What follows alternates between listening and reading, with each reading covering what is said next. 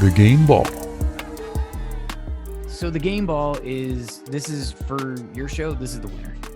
Oh, That's good. what the Okay, game ball cool. is. Cool. In sports, sometimes if you have a good game, the coach will award you with the game ball as a. I did not know that. For that. Yep. I know nothing about sports. This is right, and that's kind of the that's the running theme through here. All of these segments are sports themed, but you don't have to know, care, or like sports at all in order to get the show.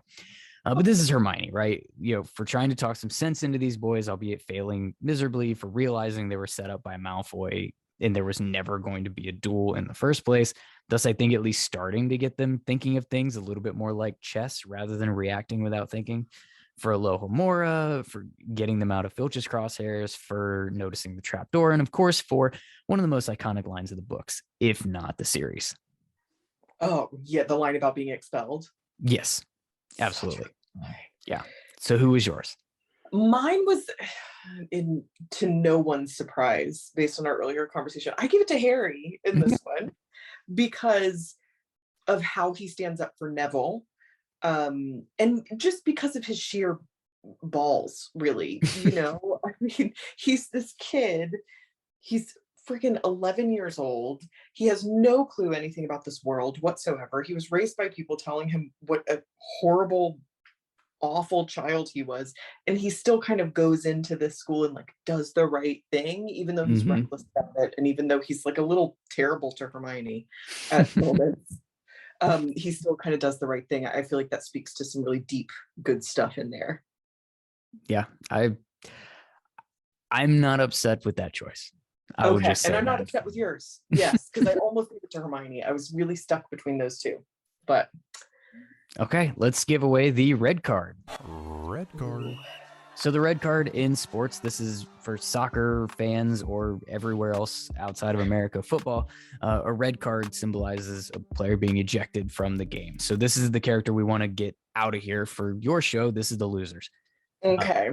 For me, this is Draco. He gets special treatment. He acts like a little D-bag in Snape's class.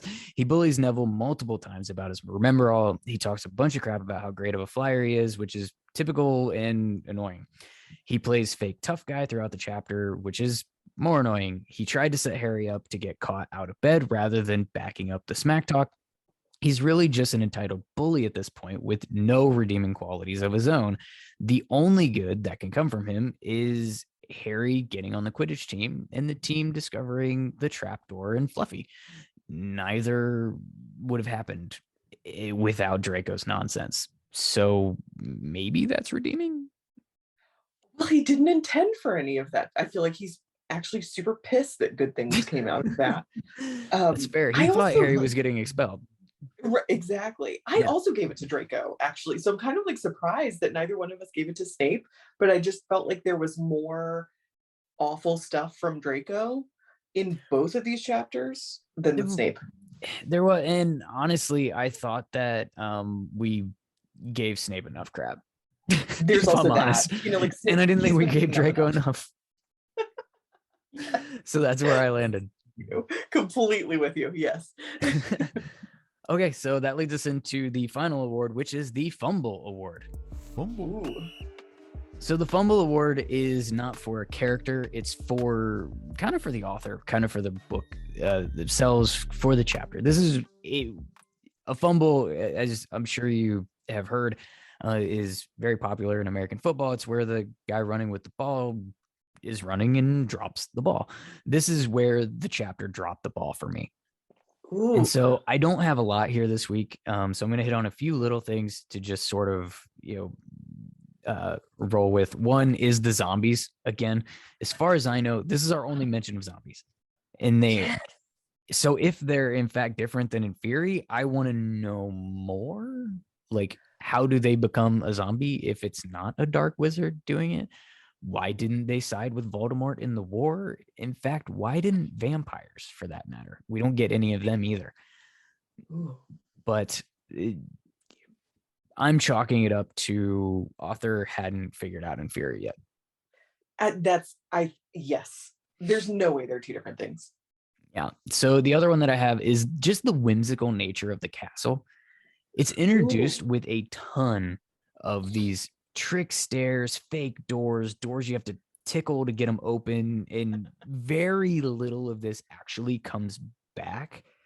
Right. The pair you tickle for the passageway to get to Honeydukes, or maybe that's the kitchens, I don't remember.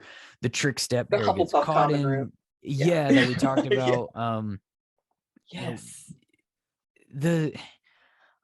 Either way, after these chapters, the castle sort of becomes a normal castle. We can assume the kids just kind of know all the tricks, I guess, but I think it was just too much to remember and too much that could take away from the momentum of the upcoming plot points. Picture this: the Battle of Hogwarts while running into a vanishing doorway. Can you, like, what the F? Right, really? Looney Tunes a little bit. Read the room. Yes. Oh, it is. Yeah, It's classic. Like, what is the Roadrunner and Wile E. Coyote. Yeah, it's a little like the line in one of the previous chapters where Hagrid ties Vernon's shotgun into a bow. Like, it's way too cartoony. And I feel really like that is. about the beginning of the way the Potions Master chapter starts. It starts just too cartoony, and I think it's realized because a lot of it doesn't stay. That is such a good point. I'm completely with you. I've never thought of that before, but you're right. It is whimsy. It's like clearly they're only to be whimsical. Mm-hmm. And the trick stairs always frustrated me because I'm like, what is the function? Like, why does the trick exist? It makes no sense. It makes no sense. Why do they go somewhere on a different day? Like, I hate the movie where they're actually literally moving. Like, that's dumb. It's just so inefficient, you know? And I know they had to figure out a way without the midnight duel to get them to the third floor corridor. And this is not a movie bashing pod. Like, we'll get to the movies. But yeah, that sort of, it's overly whimsical, I think. Did you have any moments that stood out to you where you were just like, this just doesn't hook up? You know what I mean? Like, WTF to the author. You know what I hate? I hate the remembrall as an object. Just as an object, yeah.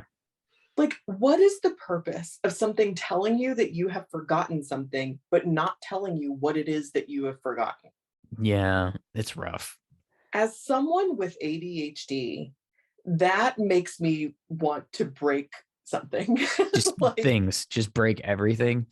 Go all Harry end of Order of the Phoenix on Dumbledore's stuff. Just break everything. Yeah. Because there's no universe in which if I had a little voice in my head that said, Amanda, you've forgotten something, there's no universe in which I would go, oh, yeah. It must be this. Yeah. All it would do is give me anxiety and make me irrationally angry. So I hate the remembrall. I'm really glad that as far as I can remember, it does not come up again. And I just wish it had been something else because it's a frustrating, completely nonsensical object.